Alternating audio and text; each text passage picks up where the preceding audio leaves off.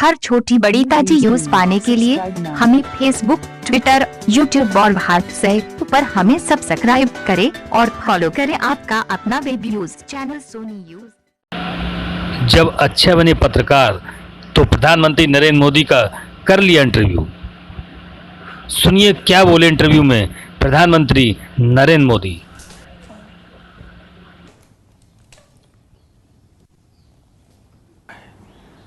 साहब सच में गुजराती है ना, क्योंकि गुजराती जो होते हैं वो पैसों के लिए बहुत सही रहते हैं। मतलब मैं नहीं मानता कि मतलब आपने अपना प्लॉट दे दिया, आपने पैसे दे दिए तो आप, क्योंकि मैं आपको अगर आप इजाज़त दें तो मैं एक छोटा चुटकुला सुनाना चाहता हूँ। जी। एक गुजराती आदमी था, बुज़ुर्ग आदमी था, वो मर रहा था। तो वो कहता है मेरी गुजराती ज़रा इतनी ठीक नहीं है, लेकिन वो कहता है कि मारो दीकरो क्यां छे, मतलब मेरा बेटा तो बेटा अगर डैडी हूँ यहाँ छू, मारी दीकरी क्या छे, डैडी हूँ यहाँ छू, मेरी बीवी कहाँ है, मैं भी यहाँ हूँ, आप तीनों यहाँ हैं तो दुकान पे कौन है? तो सारे के सारे इधर ही आ गए हो, तो मेरे दुकान पे कौन है? क्योंकि मैं मानने को तैयार नहीं हूँ कि, क्योंकि मैंने देखा है गुजरात, मेरे बहुत सारे गुजराती दोस्त हैं, गुजराती जो होते हैं वो अपने पैसों को बहुत सही संभाल के रखते हैं, वो अपने पैसों से दूर नहीं रहते। मैं आपको एक चुटकुला सुना दूँ। जो ठीक है, ये बहुत बड़ी ओके। हमारे यहाँ चुटकुला चलता है कि एक बार प्लेटफॉर्म पर ट्रेन आई, रेलवे ट्रेन में। हाँ। तो ऊपर ही बर्थ पे कोई पैसेंजर सोया हुआ था। तो उसने देखा स्टेशन आया, तो उसने खिड़की में आवाज़ लगा के बाहर किसी को पूछा कि भाई कौन सा स्टेशन आया। तो उसने कहा 4 आना दोगे तो जवाब दूंगा। तो बोले जवाब की जरूरत नहीं, अहमदाबाद होगा। समझ गया मैं, बिल्कुल। तो ये बिल्कुल बात सही है। और एक बताता हूँ, ये किसी की आलोचना करने के लिए नहीं है, लेकिन कोई भी अर्थ निकाल सकता है, और ये सत्य घटना में से बना हुआ चुटकुला है। बहुत साल पहले, वैसे मेरी जिंदगी ऐसी थी, ये हाफ स्लीव का कुर्ता और पैजामा, जूते और थैला, यही से मैं रेलवे में भटकता रहता था और दाढ़ी रहती थी। तो मैं पुणे स्टेशन पे उतरा। अच्छा। और कोई मेरे पास ज़्यादा सामान तो था नहीं, मेरा एक वो झोला था, एक अखबार था हाथ में। तो मैं पैदल चला जा रहा था, मुझे पुणे में आरएसएस दफ्तर में जाना था। तो मैं पैदल ही जा रहा था, तो एक ऑटो रिक्शा वाला धीरे धीरे साथ चलता गया। फिर करीब 100-200 मीटर गया होगा, और उसने, मेरा ध्यान गया, मैं कही ऐसे कैसे चला रहा हो स्लोली मेरी स्पीड से। मैंने कहा भाई आपकी ऑटो रिक्शा खराब है, क्या प्रॉब्लम है आपका? तो उसने कहा साहब आप नहीं बैठोगे? मैंने कहा क्यों, मैं तो पैदल जा रहा हूँ। तो बोले आप समाजवादी हैं? मैं कहा नहीं, मैं तो अहमदाबादी हूँ। हाँ। तो मैंने कहा क्यों समाजवादी क्यों? ये बोले समाजवादी लोग, बोले हमारे पुणे के समाजवादी जो लोग हैं वो स्टेशन में पब्लिक के सामने ऑटो रिक्शा में नहीं बैठते हैं, दूर जाके गुपचुप बैठ जाते हैं। ऐसा क्यों? लोगों को इम्प्रेशन रहे कि वो मेहनत करते हैं, सादगी वाले हैं। ओके। अच्छा। तो बोले मुझे भी लगा शायद आप समाजवादी हैं, तो औरों की तरह आप भी थोड़ी देर के बाद बैठ जाओगे। तो बोले इसलिए मैं चल रहा था। तो जब उसने मुझे पूछा आप समाजवादी हो, तो मेरा तुरंत जवाब था मैं अहमदाबादी हूँ। आइए सर, एक थोड़ा चलते चलते बात करें आपसे।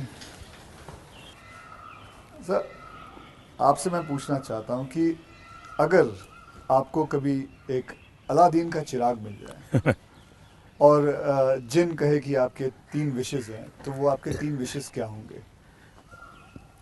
देखिए, अलाउद्दीन चिराग मुझे मिल जाए और सचमुच में उसके पास ताकत होगी जी, तो मैं उसे कहूँगा कि तुम जितने भी ये समाजशास्त्री हैं या जो एजुकेशनलिस्ट हो, उनके दिमाग में भर दो कि भावी पीढ़ी को ये अलाउद्दीन चिराग वाली कथा सुनाना बंद करें। कि ऐसा कोई अलाउद्दीन होता है और वो इच्छाएं पूरी करता है। मैंने कहा उसको मेहनत करना सिखाओ। मैं कभी एक्सपेक्ट नहीं कर रहा था आप ये जवाब दोगे। मुझे लगा आप कोई 3 विशेष आप सोचोगे कि क्या है 3 विशेष, लेकिन ये एक बहुत ही सही तरीका है। आलसपना जो होता है वो यही चीज़ों से आता है। यार आई विश मुझे ये मिल जाए, बैठे बैठे मिल जाए। तो ये जो आपने जो किया हुआ है, ये जो कहा हुआ है, बिल्कुल सही कहा हुआ है। ये मूलतः बाहर से आए हुए चिंतन है जी, मैंने रिसर्च नहीं किया है। हाँ हाँ, ये हमारे यहाँ मूल चिंतन ऐसे नहीं है। मूल चिंतन तो हमारे यहाँ परिश्रम का है जी। हमारे यहाँ ये नहीं है कि भाई ऐसे ही कुछ आकर के कोई दे देगा, ऐसा नहीं है जी। एक ना एक दिन तो सभी को रिटायर होना होता है, आपको भी रिटायर होना पड़ेगा। तो आपने कभी पोस्ट रिटायरमेंट प्लान सोचा है कि आपने जब ये सब कुछ ख़त्म हो जाएगा, मतलब आप पॉलिटिक्स से संन्यास ले लेंगे, तो आपके आगे जाके आपने क्या करना है? एक बड़ा post इंटरेस्टिंग retirement? चीज़ बताता हूँ आपको। जी हम लोगों की एक मीटिंग थी इनर सर्कल की। अटल जी थे, आडवाणी जी थे, राजमाता सिंधिया जी थी, जी सिकंदर भक्त साहब थे, प्रमोद महाजन भी थे, और उसमें सबसे छोटी आयु का मैं रहता था। हम्म, तो बातें चली, उसमें से ऐसे ही अभी मीटिंग शुरू होना बाकी था, ऐसे गप्पे चल पड़े कि भाई रिटायरमेंट के बाद क्या करेंगे। तो सबने कुछ न कुछ अपना बताया। प्रमोद महाजन इसको बड़ा लोगों को खुद करके निकालते थे। अच्छा, प्रमोद जी की व्यक्तित्व की विशेषता थी, उनका जीवन बड़ा विविधताओं से भरा था। अनेक प्रकार की एक्टिविटी से वो अपने आप को जोड़े रखते थे। मुझे पूछा, मैंने कहा भाई मेरे लिए तो बड़ा कठिन है, क्योंकि मुझे कुछ नहीं आता है। मैंने कभी इस सारी चीज़ों में सोचा ही नहीं। मैंने तो जब जो जिम्मेवारी मिले उसी को जिंदगी माना है। जिम्मेवारी ही मेरी जिंदगी है। अच्छा, और इसलिए मुझे कल्पना ही नहीं होती है कि मेरे इसमें समय बिताने के लिए कुछ करना पड़ेगा, मुझे अपने आप को एंगेज रखने के लिए कुछ करना पड़ेगा। और इसलिए मैं कभी नहीं मेरे मन में विचार आया और न ही मैं सोचता हूँ। और मुझे पक्का लगता है शरीर का कण कण और जीवन का पल पल किसी न किसी मिशन में ही खपाऊंगा।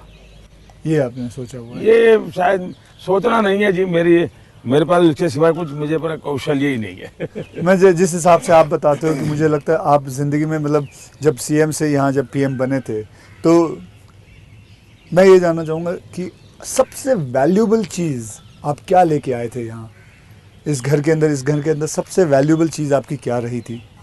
अगर मैं, वैसे ये पूरी बातचीत आपने पहले ही मुझे कहा कि मैं तो कोई राजनीति की चर्चा करना नहीं चाहता, नहीं, लेकिन कुछ मात्रा में मैं ये कह सकता हूँ कि प्रधानमंत्री बनते समय शायद और प्रधानमंत्रियों को ये बेनिफिट नहीं मिला है जो मुझे मिला है। देश में इतने प्रधानमंत्री हो गए, जी इतने प्रधानमंत्रियों को ये बेनिफिट नहीं मिला है जो मुझे मिला है। वो ये है कि मैं लंबे अरसे तक मुख्यमंत्री रह के आया हूँ और मैं गुजरात का लॉन्गेस्ट सर्विंग चीफ मिनिस्टर था। चीफ मिनिस्टर होने के नाते आपको बारीकियों से जुड़ना पड़ता है, बारीकियों से काम करना पड़ता है। आपको इश्यू आपके सामने सीधे आते हैं, सॉल्यूशन आपको सीधा करना पड़ता है।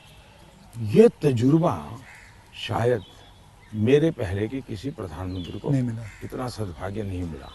देवगौड़ा साहब मुख्यमंत्री रहे थे, लेकिन बहुत अल्पकाल के लिए। मैं बहुत लंबा रहा हूँ। मैं समझता हूँ कि इसने मुझे देश की सेवा करने के लिए बहुत बड़ी संबल दिया, बहुत बड़ी ताकत दी है। ये मैं अपना एक मान सकता हूँ कि वहाँ से मैं लेकर के आया, ये जो देश के काम आ रहा है। आप जैसे मैं जानता हूँ, जैसे मैं आपके एक स्टाफ मेंबर से भी बात कर रहा था, आप 3 या 4 साढ़े 3 घंटे ही सोते हैं। मतलब 7 घंटे तो सोना एक अमूमन एक शरीर को चाहिए।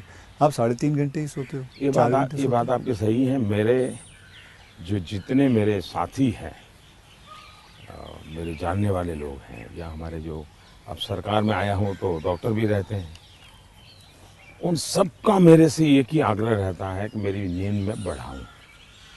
राष्ट्रपति ओबामा जब मुझे मिले तो वो भी सबसे पहले मेरे से इस चीज़ के में उलझ गए। बोले मोदी जी क्यों ऐसा करते हैं आप? बोले मैं, हम दोनों अच्छे दोस्त हैं, जी। तू तारी करके बुलाते हैं एक दूसरे को। तो तू ऐसा क्यों करता है जी? तुझे आज पता नहीं है, ये तेरा नशा है काम का, तुम करते रहोगे, लेकिन तुम अपना नुकसान कर रहे हो। और वो जब भी मिलते हैं कि तुम मेरी बात मानते हो कि नहीं मानते हो, कि नींद बढ़ाई कि नहीं बढ़ाई। अब पता नहीं मेरा एक बॉडी साइकिल ऐसा हो गया है। मतलब आपको नींद आती ही नहीं है 3.5-4 घंटे के बाद? नहीं, नींद जो है मेरी इतने कम समय में पूरी हो जाती है। स्ट्रेस की वजह से तो आप उठ नहीं जाते हो कि अब मुझे काम नहीं करना नहीं है? नहीं नहीं नहीं, मैं इतना नॉर्मली देखा है आपने कि कोई भी व्यक्ति उठता है तो हाथ पैर इधर उधर करता है, आंखें ऐसे ऐसे करता है। मेरा कुछ नहीं, आंख खुलती है, फ्रिक्शन ऑफ सेकंड मेरा पैर जमीन पे होता है, मैं उठ जाता हूँ उससे। हाँ, उठता मैंने बिस्तर पे उठता वैसा नहीं, बिस्तर से भी बाहर होता बाहर हो हूँ जाता है। अब ये हो सकता है वो मेरी जो 18-22 साल के कालखंड में जिस जिंदगी को मैं जी रहा था, जी। उसमें से शायद ये डेवलप हुआ है। अब वो मेरे शरीर का वो हिस्सा बन गया है। तो अच्छा। लेकिन मैं, जैसा आपने कहा रिटायर्ड होने के बाद क्या करोगे, तो पहला काम मैं नींद कैसे बढ़ाऊं, हाँ। इस पर सोचूंगा। कहाँ बैठोगे आप?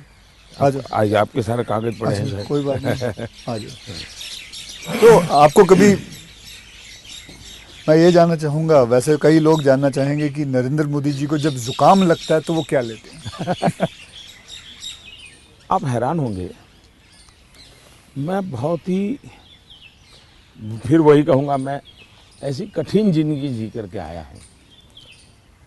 तो डॉक्टर क्या होता है, ये महंगी दवाइयाँ क्या होती हैं, सोफिस्टिकेटेड क्या होता है, वो सब आप आयुर्वेदिक पे बहुत विश्वास करते हैं? मैं बताता हूँ। आयुर्वेद के बजाय कैसी जिंदगी है। अब आप जब पहाड़ चढ़ते हैं तो पैर तो दर्द करते ही हैं, कितनी आदि हो, लेकिन ऊंचाइयों पर जाते हो तो अब जो अकेला इंसान है वो क्या करेगा? मालिश वालिश वाले को तो कुछ नहीं करा ऐसे सकता, वैसे किसी तो को होते नहीं है, क्या फिजियोथेरेपी नहीं करा सकता, हाँ। मसाज नहीं करवा सकता। अब मैं क्या करता था जी, मेरे कंधे पे हमेशा एक ये जो असम का गमछा होता है ना, हाँ। ये गमछा मेरे पास रहता था ऐसा। तो मैं जैसे उसको ऐसे पैर पे बांध देता था पूरा, और बीच में एक छोटी लकड़ी तोड़ करके पैर से लगा देता था। फिर इसको मैं कर्व करता था, अच्छा। तो प्रेशर आता था। ऐसा पूरे बॉडी को मैं अपना मसाज खुद ऐसा तरीका रखता था मैं। तो ऐसी चीज़ें मैं इवॉल्व करता था अपने लिए। मैं बहुत साल पहले कैलाश यात्रा पे गया था पैदल। टोटल यात्रा करीब 1000 किलोमीटर का था, पैदल गया। कुछ और भी लोग थे, बड़े धनी लोग भी वहाँ कभी कभी यात्रा में आते थे। अब बहुत बड़े बड़े महंगे वो चमड़ी बचाने के लिए सब लेकर के आए हुए थे। मेरे पास तो कुछ था, मेरे पास कैस्टर ऑयल था, और वो भी रॉ, सीधा वो घानी से निकाला हुआ। तो उसकी स्मेल भी बहुत ख़राब होती है, तो मैं उसी को लगाता था। अब ये लोग 5वें-6ठे दिन मुंह नहीं धो सकते थे, क्योंकि उनकी चमड़ी जल करके चीर करके लटक गई थी, तो वो बड़े परेशान रहते थे। और मुझे कुछ नहीं होता था, बड़ा मैं तेज तर्रार रहता था। तो मुझे पूछने लगे कि आप क्या करते हो? मैंने कहा कुछ नहीं भाई, कैस्टर ऑयल लगाता हूँ मैं। तो रात को हम जब पहाड़ चढ़ करके रात्रि मुकाम होता था, ये मेरे पास आ जाते थे, हर को एक एक बूंद कैस्टर ऑयल मेरे से ले जाता था। जुकाम होता है देखो, मैं गर्म पानी पूरा समय पीता हूँ। गर्म पानी? गर्म पानी, उसमें कुछ शहद या कुछ नहीं, कुछ सिंपल गर्म पानी। दूसरा, हो सके तो फास्टिंग करता हूँ। अच्छा। फास्टिंग यानी एकदम से सिवाय पानी कुछ नहीं, 1-2 दिन, 24 घंटे 48 घंटे, ज़्यादा नहीं करना पड़ता। तीसरा, ये सरसों का तेल होता है, उसको थोड़ा गर्म करके रात को 2-3 बूंद डाल देता हूँ। जलन बहुत होती है, लेकिन ये मेरा 1-2 दिन में क्लियर कर देता है। तो ऐसे ही जीने की आदत है। मैं कुछ चीज़ें करता हूँ, वो मैं पूछना चाहूँगा आपसे। मैंने चीज़ फॉलो की है, जिसको कहते हैं कि 7-12-5 × 40, यानी 7 बजे मैं ब्रेकफास्ट कर लेता हूँ, 12 बजे मैं अपना लंच खा लेता हूँ और 5 बजे डिनर खा लेता हूँ। और इंटू 40 यानी कि जब भी एक गस्सा खाता हूँ उसे 40 बार चबाना है। तो ये मैंने अपने शास्त्रों में पढ़ा है, कई लोगों से बात की है, तो आप इससे सहमत हैं? बिल्कुल सहमत हूँ और ये बिल्कुल सही रास्ता आपने चुना हुआ है। हमारे देश में मूल आदत यही है। हाँ, ये वेस्टर्न जो वर्ल्ड आया उसने फिर धीरे धीरे आपको इसमें ये बदलाव किया कि लोग, वरना हमारा किसान आज भी गांव में सूर्यास्त के पहले, चीनी लेना सर? मैं नहीं लेता जी, नहीं, सूर्यास्त के पहले थैंक यू। खाना खा लेता है।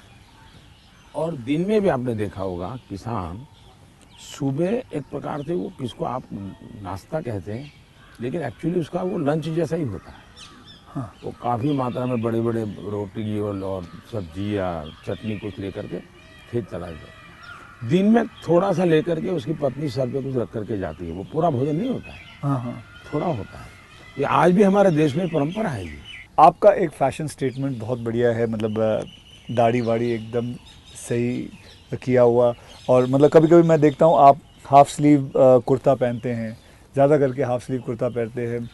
तो ये जो फैशन, ये जो है, ये जो आपकी जो शेविंग और ये सब, क्या ये मतलब फैशन जो है ये आपने खुद ने किया है या आपने किसी को? आपने बहुत अच्छा सवाल पूछा।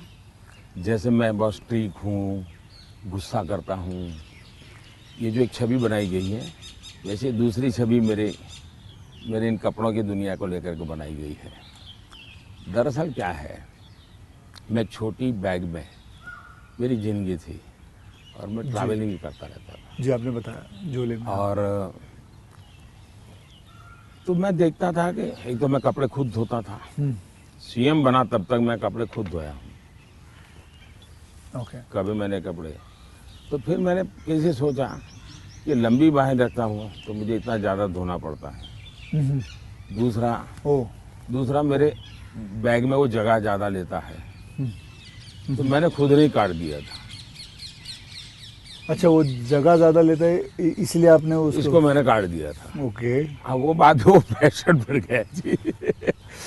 ये बात सही है कि मैं ढंग से रहना, ये मेरी प्रकृति थी। शायद एक कारण ये भी था कि गरीबी के कारण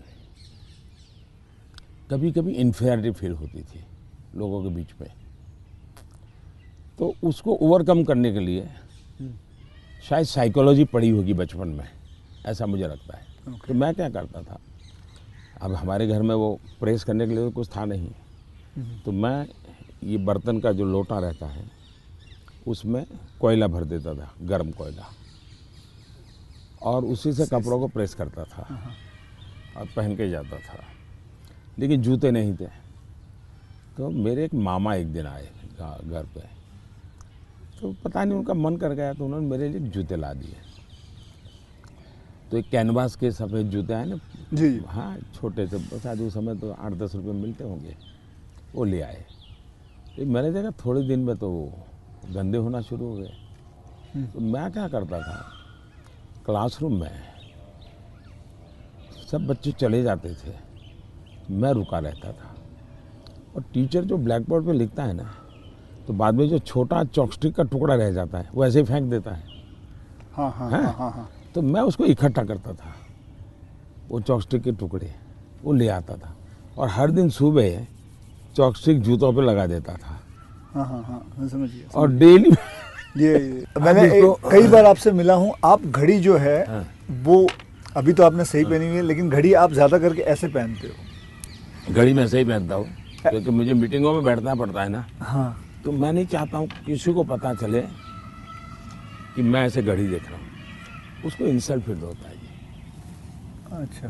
तो मैं उसके सम्मान के लिए हमेशा कॉन्शियस रहता हूँ कि ऐसे चोरी छुपे से घड़ी देख लेता हूँ।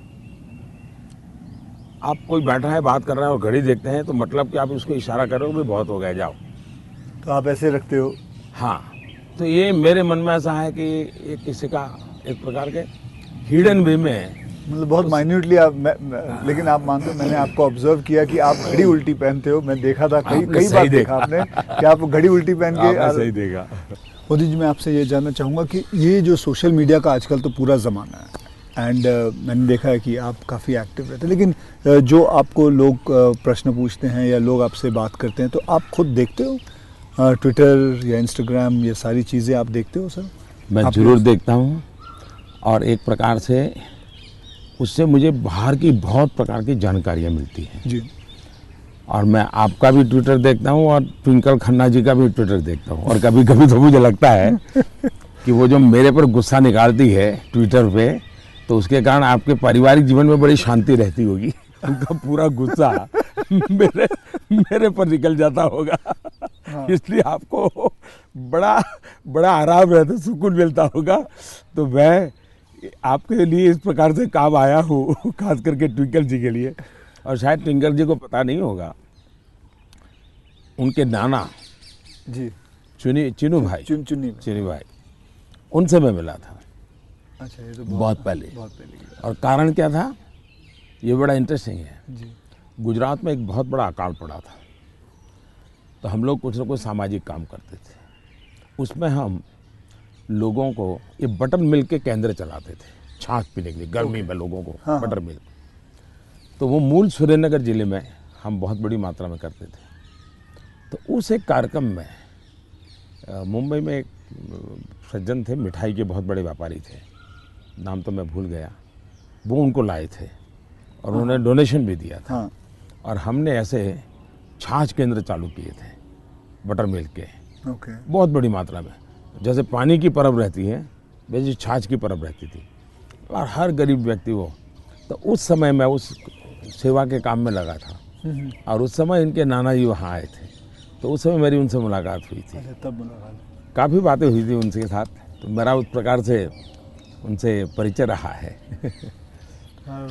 तो आप मतलब खुद भी पढ़ते हो और लोगों को बिल्कुल, मैं पढ़ता भी हूँ और मज़ा लेता हूँ। आपको वैसे मैं जब आप अपने ऊपर कोई मीम्स बने हुए देखते हो, जो सोशल मीडिया पे मीम्स आते हैं, तो वो मीम देख के आपको हंसी आती है? वैसे आपने कहा गुस्सा तो आता नहीं ज़्यादा करके, लेकिन वो जो मीम्स आप देखते हो तो आपको कैसा लगता है?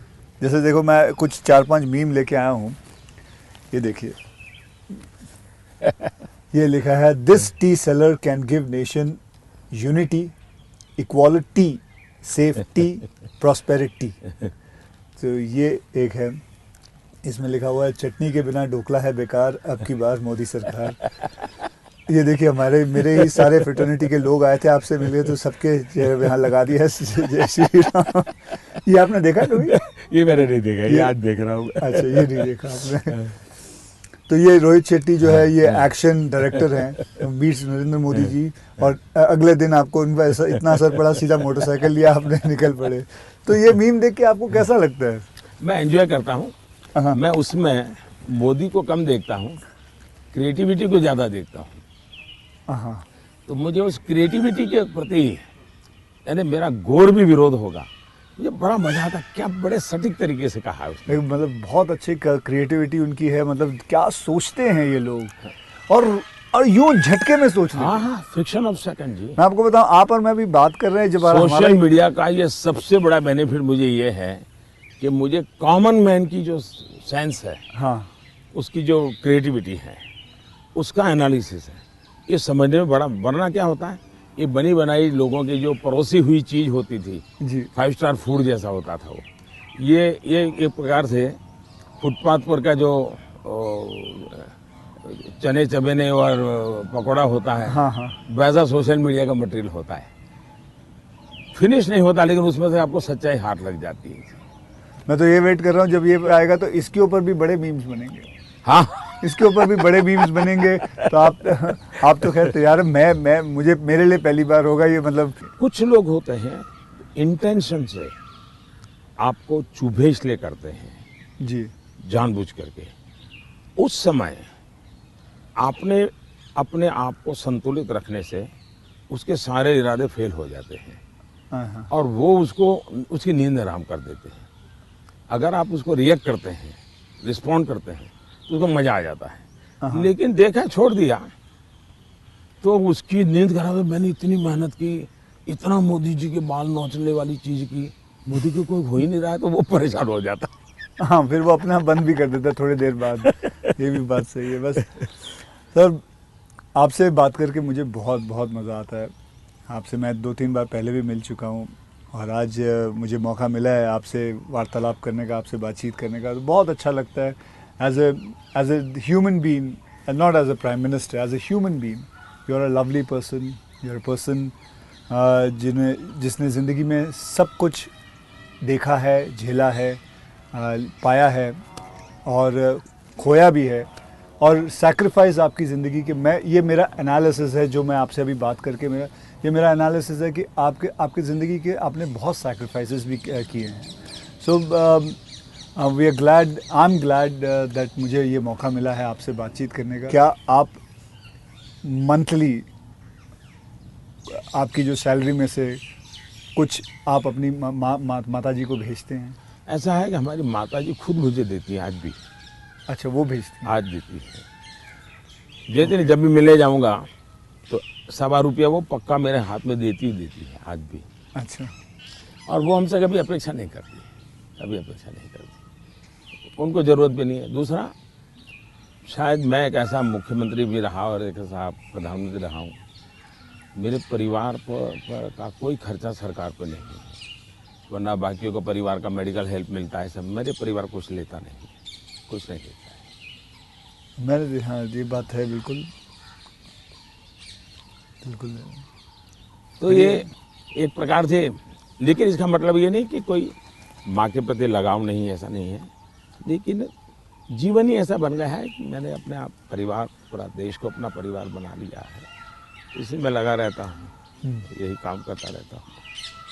मोदी जी, मैं ये जानना चाहूँगा कि आपको मतलब बचपन में ऐसा कौन सा खेल था जो आप खेलते थे? मैं बचपन में संघ की शाखाओं में जाता था। अच्छा। संघ की शाखाओं में बड़े अच्छे वैज्ञानिक खेल होते हैं। अच्छा। बड़े वैज्ञानिक, जिसमें टीम स्पिरिट आए, जिसमें जैसे एक खेल होता है, ये सब सर्कल में बैठते हैं, फिर जो ये हमारा लीडर होता है वो पूछता है कि आपकी राइट साइड पे जो बैठा है उसकी एक क्वालिटी बताओ। ओके। अब है तो खेल, लेकिन आपको उसके कारण कॉन्शियसनेस आता है कि हाँ भाई दूसरे के गुणों को देखना चाहिए। अब खेलते खेलते ही डेवलपमेंट होता है इंसान का, और इसलिए मुझे बचपन में संघ की शाखाओं में खेलों के द्वारा टीम स्पिरिट क्या होती है, रिस्पॉन्सिबिलिटी शेयर करना क्या होता है, ये खेल है संघ में, बहुत बढ़िया खेल है।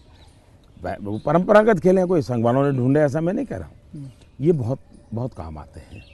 दूसरा, मैं योगा से ज़्यादा जुड़ गया, फिजिकल एक्टिविटी के रूप में कहे तो, लेकिन मैं इंडिविजुअल खेल के बजाय ग्रुप वाले खेल को हमेशा पसंद करता रहा, क्योंकि वो एक प्रकार से आपके व्यक्तित्व को अलग से डेवलप करते हैं।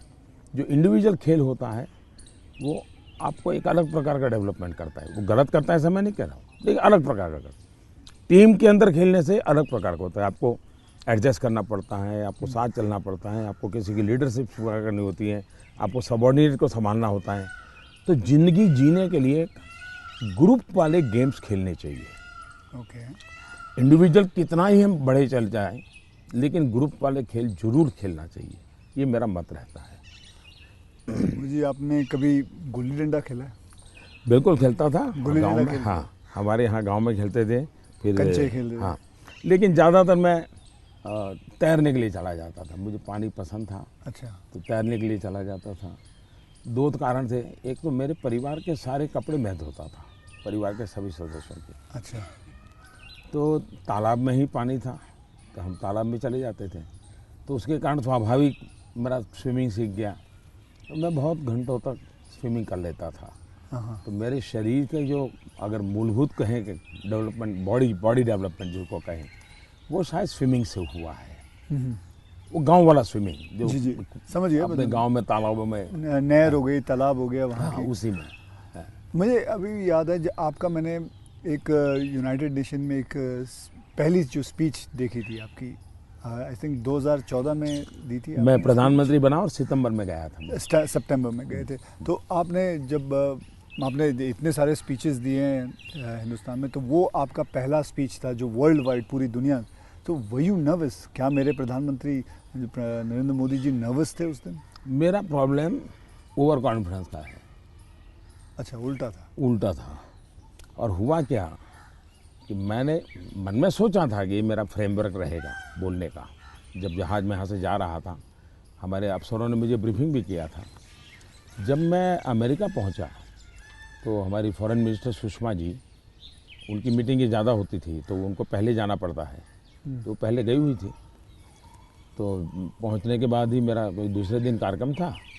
तो मेरा नेचर है, मैं होटल से उतरता हूँ तो पहले मीटिंग ही कर लेता हूँ। तो ब्रीफिंग के लिए सब बैठे थे, तो सुषमा जी ने पूछा कि साहब आपका भाषण वगैरह, मैंने कहा कर लेंगे, क्या है। तो वो अड़ गई। उन्होंने बड़ा आग्रह नहीं कि बोले साहब ऐसा नहीं चल सकता। अच्छा, अफसर लोग बोल नहीं पाते थे मुझसे, किसी ने मुझे कहा भी नहीं था। बोले यहाँ एक्सटेम्पो भाषण नहीं करना चाहिए, बोले लिखित स्पीच होना चाहिए। मैंने कहा भाई मैं तो न किसी को लिखने के लिए कहा है, न मैंने लिखा है, मैं तो हर जगह वैसे ही करता हूँ। खैर काफ़ी दिन हमारी आधा घंटा तक बहस होती रही, लेकिन उन्होंने बिल्कुल पकड़ कर रखा, नहीं साहब इसमें आपकी नहीं चलेगी, आपको मानना पड़ेगा। तो मैंने कहा क्या करेंगे ये? तो मैंने कहा मैं अपना बता देता हूँ मुझे क्या बोलना है।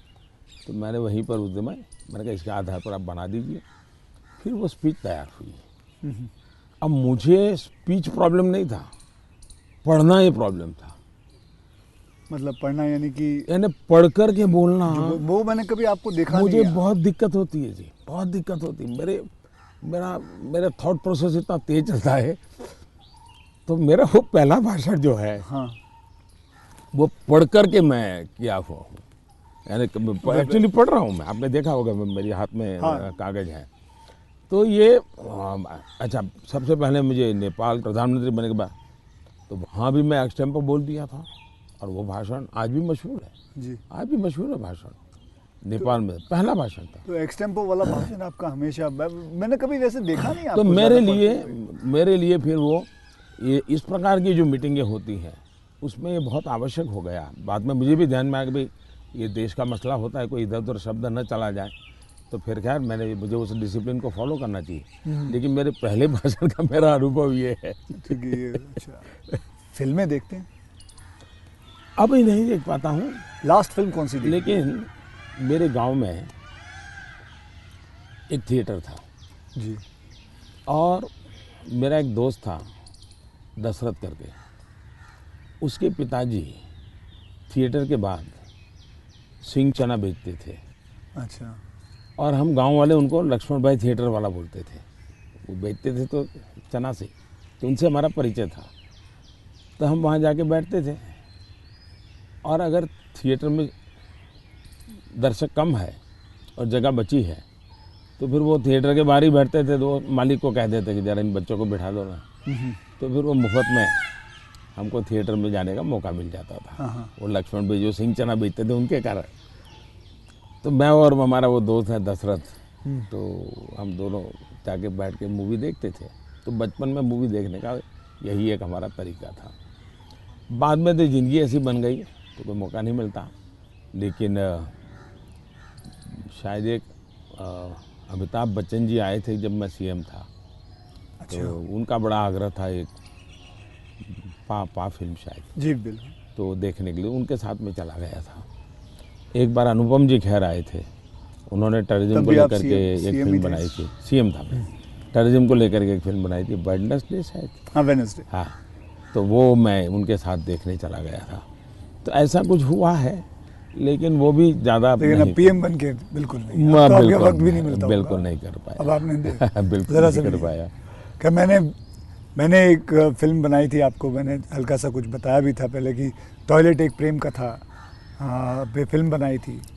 और मैं खुद देख नहीं पाया, लेकिन मैंने लोगों को बहुत कहा हाँ वो कि देखो भाई सामाजिक जीवन पर कैसे फिल्में चल सकती है और बन सकती हैं। हाँ, वो कमर्शियल हिसाब से मैंने पूरे बनाए थे, बल्कि गाने वाने वगैरह ये माँ पिता सब कुछ उसमें रखा हुआ था और नहीं, असली कथा पे मैसेजिंग, था। सोशल मैसेजिंग था, वो अच्छा था। हाँ। हाँ, तो लेकिन खैर वो तो मैंने रियल लाइफ में किया था, लेकिन आपने रियल लाइफ में करीबन 9 करोड़ से भी ज़्यादा टॉयलेट्स बनाए हैं। तो ये तो मतलब ये मतलब ऐसा कैसा हो गया जैसे कि आपने जैसे ही आप प्राइम मिनिस्टर बने तो सबसे पहले आपने स्वच्छता के ऊपर बात की, टॉयलेट्स के ऊपर बात की, तो आपको वो डर नहीं लगा कि आप पहली बार मतलब आप प्राइम मिनिस्टर बन रहे हैं और सबसे पहला मतलब द फर्स्ट फ्यू मुद्दा इसी पे रखा हुआ है, स्वच्छता पे रखा हुआ है? स्वच्छता आपके लिए बहुत मायने रखती है।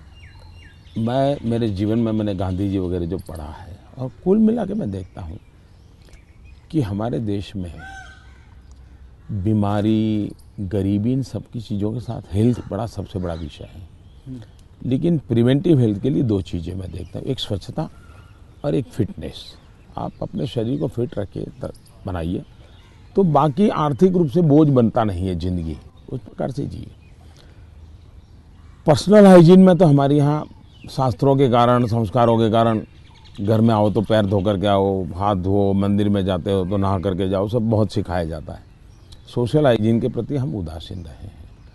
और भारत जैसा देश दुनिया में, अगर इतना बड़ा दुनिया को देने के लिए टूरिज्म डेवलप नहीं हो रहा है, एक कारण है गंदगी। जी। वैसे भी किसी भी समाज के लिए शोभा नहीं देता है। तो मेरे मन में एक बड़ी चीड़ है और मैंने सोचा इसको एक जन आंदोलन बना देना चाहिए और देश को गर्व होना चाहिए, हम लोगों को गर्व होना चाहिए कि हमारे देशवासियों ने इस कार्यक्रम को अपना बना लिया। और ये 9 करोड़ टॉयलेट बन जाना, 2014 के पहले 38% रूरल सैनिटेशन था, 98% हो जी गया। बिल्कुल। मतलब देश तैयार था और मुझे खुशी है कि देश ने किया है। मैं तो कौन होता हूँ करने वाला जी, देश ने चीज़ को उठा ली। आप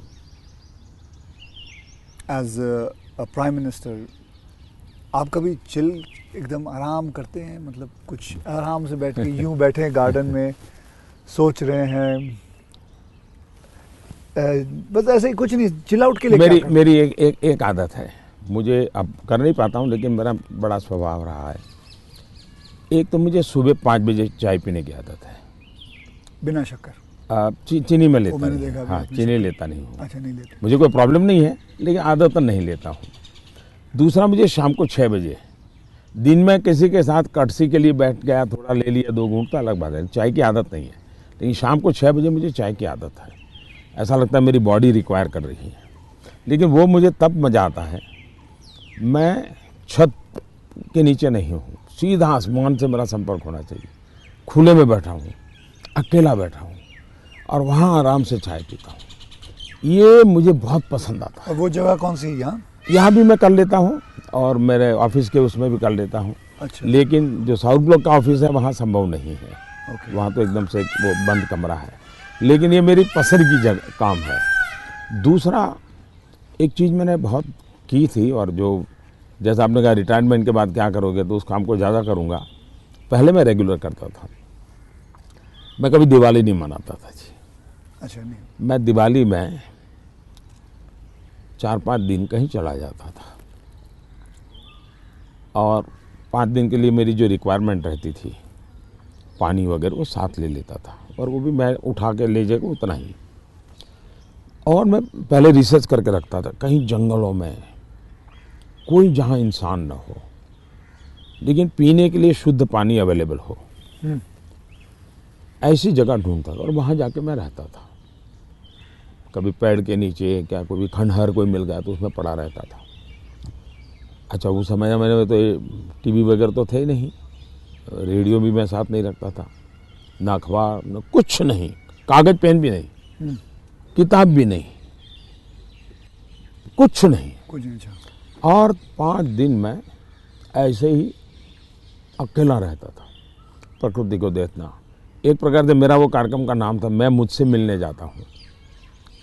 ओके। मैं मुझसे मिलने जाता हूँ, ऐसा है मेरा। वो मेरी ज़िंदगी में बहुत बड़ी ताकत देने वाली चीज़ है। तो अभी कई वर्षों तक अब नहीं कर पाता हूँ, अब तो क्या SPG वगैरह ऐसा कवर हो गया है, ज़िंदगी अलग हो जाती है, लेकिन बहुत सालों तक मैंने नहीं किया है और मैं उससे बहुत ताकत पाता था। और जो विचार आए आने देता था, किसी विचार को टिकना है तो टिकना, कुछ लिखता भी नहीं था, ऐसे ही रहता था। तो यही मेरा एक तरीका रहता था। आपका मेरे में कॉमन यही है कि आप चाय बेचते थे और मैं जी वेटर था। दोनों के आप और मेरे में ये भी है कि हम दोनों के कोई गॉडफादर नहीं थे। हम अपनी ज़िंदगी अपने टर्म्स और कंडीशंस पे बनाई है बस। तो ये रहा है बस। जब मैं चाय बेचता था बहुत कुछ सीखने को मिला मुझे, बहुत लोगों से मिलने का मौका मिलता था, हर एक के स्वभाव को समझता था।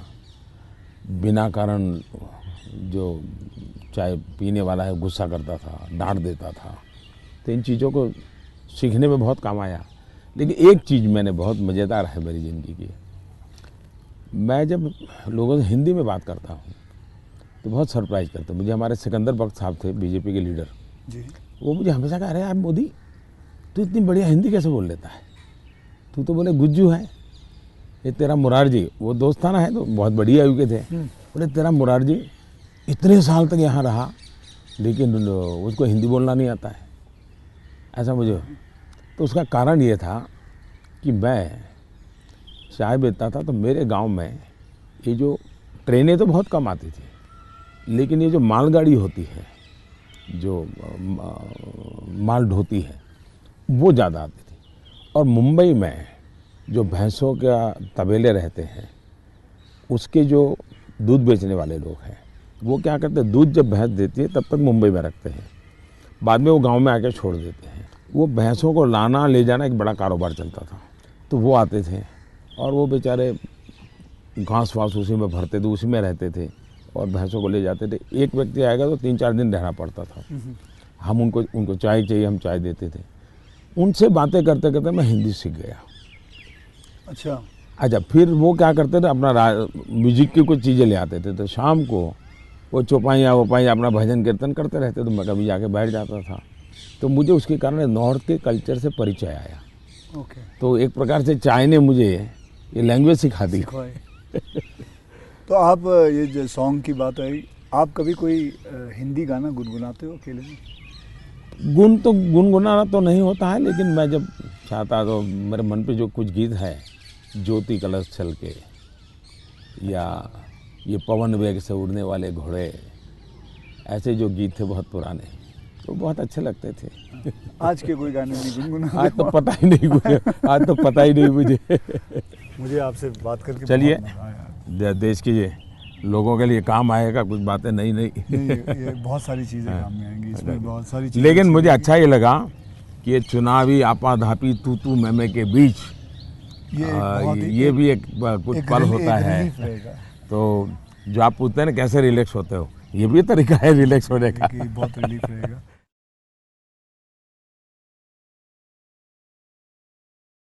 Web news channel Soni news channel को प्रदेश के समस्त जनपदों, तहसील, ब्लॉक में संवाददाताओं की आवश्यकता है। अनुभवी युवक युवतियां इन पदों पर काम करने के लिए आवेदन करें। हम देंगे आपको आकर्षक कमीशन और वेतन, तो आज ही संपर्क करें। इन पदों पर कर सकते हैं आप आवेदन: प्रदेश प्रमुख, मार्केटिंग मैनेजर, मंडल प्रमुख, विशेष संवाददाता, जिला संवाददाता, नगर संवाददाता, तहसील रिपोर्टर, क्राइम रिपोर्टर, इन्फॉर्मर, सब रिपोर्टर, कैमरामैन। संपर्क करें 099359300825 9,41,55,96,496 या हमें मेल करें। हमारी आईडी है annussment@gmail.com।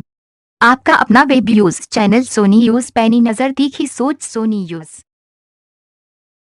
देश का number 1 web news channel Soni news. अगर आप ताजे समाचारों के वीडियो देखना चाहते हैं तो हमारे चैनल को सब्सक्राइब करें और सबसे पहले पाएं ताजे खबरें। आप देख रहे हैं सोनी न्यूज।